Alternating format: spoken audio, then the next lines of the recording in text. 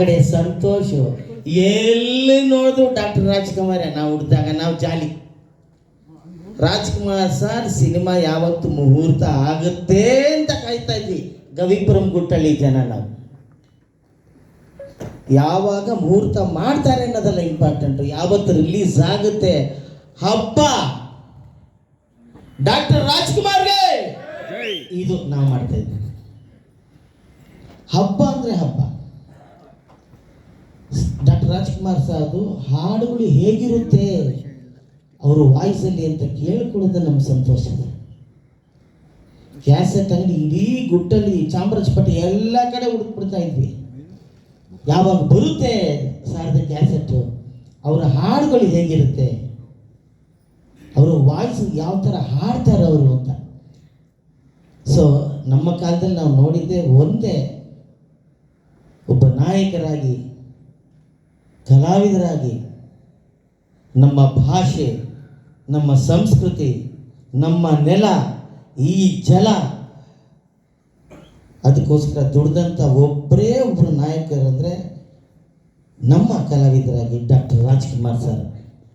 ನಟ ಸಾರ್ವಭೌಮ ಡಾಕ್ಟರ್ ರಾಜ್ಕುಮಾರ್ಗೆ.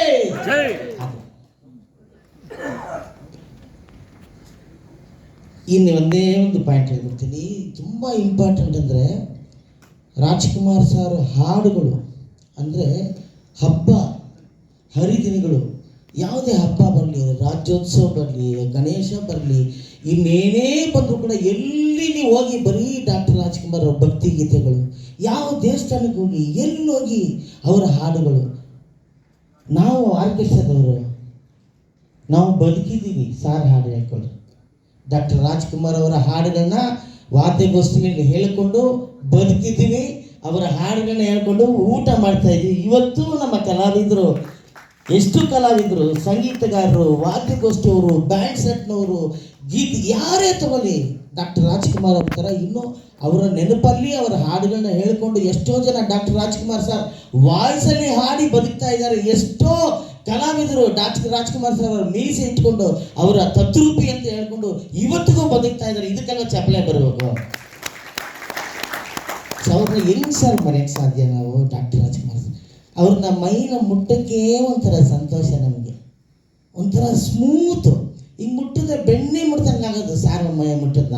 ನಾವು ಹೋಗ್ತಾ ಬರ್ತಾ ಸುಮ್ಮನೆ ಹಿಂಗೆ ಉಜ್ಕೊಂಡು ಹಿಂಗೆ ಬಂದ್ಬಿಟ್ಟು ಸೈಲೆಂಟಾಗಿ ಅವ್ರನ್ನ ಬೇಕು ಅಂತ ಹಿಂಗೆ ಅಷ್ಟು ಸ್ಮೂತು ಅವರ ಮಾತು, ಅಷ್ಟೇ ಸಾಫ್ಟು. ನನಗನ್ಸಿದ್ದು ಅವ್ರು ಅಷ್ಟು ಸಾಫ್ಟು, ಅಷ್ಟು ಸ್ಮೂತು, ಅವ್ರ ಮೈ ಮುಟ್ಟಕ್ಕೆ ಒಂಥರ ಆ ಫೀಲ್ಗೆ ಯಾವುದೇ ಹೀರೋಯಿನ್ಗಳು ಕೂಡ ಡಾಕ್ಟರ್ ರಾಜ್ಕುಮಾರ್ ಅವ್ರ ಜೊತೆ ಆ್ಯಕ್ಟ್ ಮಾಡಲೇಬೇಕು ಅಂತ ಫಿಕ್ಸ್ ಆಗ್ತಿದ್ರು. ಖುಷಿ ಪಡೋಂಥ ವಿಷಯ ಅಲ್ವಾ? ನಾನು ಡಾಕ್ಟರ್ ರಾಜ್ಕುಮಾರ್ ಸರ್ ನನ್ನ ಜೊತೆ ಬಹಳ ಹಾಡುಗಳನ್ನ ಹಾಡಿದ್ದಾರೆ, ನನ್ನ ಒಂದು ಸಂಗೀತದಲ್ಲಿ ಹಾಡಿದ್ದಾರೆ. ನನ್ನ ತಮಾಷೆಗೆ ಈ ಥರ ಸೀರಿಯಸ್ ಆಗಬಾರ್ದು ಅಂತ ಸ್ವಲ್ಪ ತಮಾಷೆ ಮಾಡ್ತಾ ಇರ್ತೀನಿ. ತುಂಬ ಹಾಡಿದ್ದಾರೆ ಸಾರು, ಆದರೆ ನಾನು ಅವ್ರ ಜೊತೆ ಆ್ಯಕ್ಟ್ ಮಾಡಿಲ್ಲ.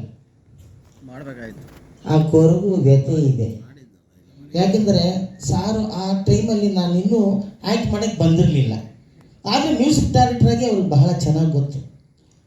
ನಾನು ಮೊದಲನೇ ಅವರು ನನ್ನ ಹಾಡಾಡಿದ್ದು ಗಂಡುಗಲಿ ಶಿವರಾಜ್ಕುಮಾರ್ ಅವರ ಹಾಡು.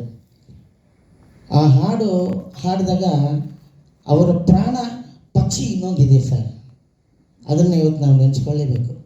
ಅದೇ ವರದಣ್ಣವರು. ಅವ್ರದ್ದು ಪ್ರಾಣ ಪಕ್ಷಿ ಅದು, ಜೊತೆಯಲ್ಲೇ ಇರೋರು ವರದಣ್ಣವರು.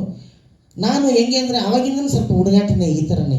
ಒಂಚೂರು ಏನಾರ ಸರ್ ಇನ್ನೊಂದ್ಸಲಿ ಹಾಡುಬಿಡಿ ಸರ್, ಅದು ಒಂಚೂರು ಅಂತ ಹೇಳ್ತಿದ್ದಾಗ ಎಲ್ಲರೂ ಸರ್ ಹಳೆ ಮ್ಯೂಸಿಕ್ ಡೈರೆಕ್ಟರ್ಗಳೆಲ್ಲನೂ ಹೆದರ್ತಾರಲ್ಲ, ಟಿ ಕೆ ವೆಂಕಟೇಶ್ ಅವರು, ಉಪೇಂದ್ರ ಕುಮಾರ್ ಅವರು, ವಿಜಯ ಭಾಸ್ಕರ್ ಅವರು, ಅವರೆಲ್ಲ ಯಾಕೆಂದರೆ ಸಮಕಾಲೀನರು, ರಾಜ್ಕುಮಾರ್ ಸರ್ ಅವರ ಸಮಕಾಲೀನರು.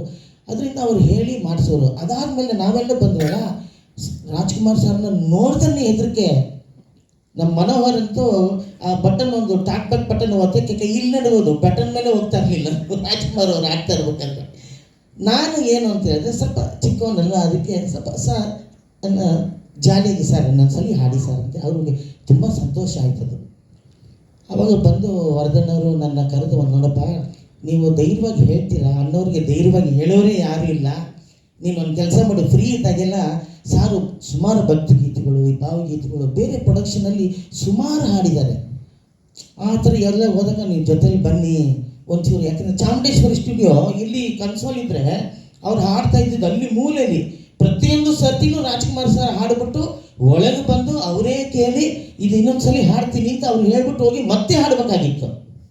ಯಾಕೆ ನೀವು ಕೇಳ್ತಾರಲ್ಲ ಭಯ. ಅದಕ್ಕೆ ಏನು ಮಾಡಿದ್ರು, ವರ್ಧನ್ ಅವರು ನನ್ನ ಹೇಳಿದ್ರು, ನೀವು ಯಾವತ್ತಾರಿದ್ದು ಬನ್ನಿ. ಆವತ್ತಿಂದ ನನಗೊಂದು ಪ್ರಮೋಷನ್ ಸಿಕ್ತು. ರಾಜ್ಕುಮಾರ್ ಸರ್ ಯಾವುದೇ ಕಂಪ್ನೀಲಿ ಹೋಗಿ ಹಾಡಬೇಕಾದ್ರೂ ಹೋಗಿ ನಾನು ಜೊತೆ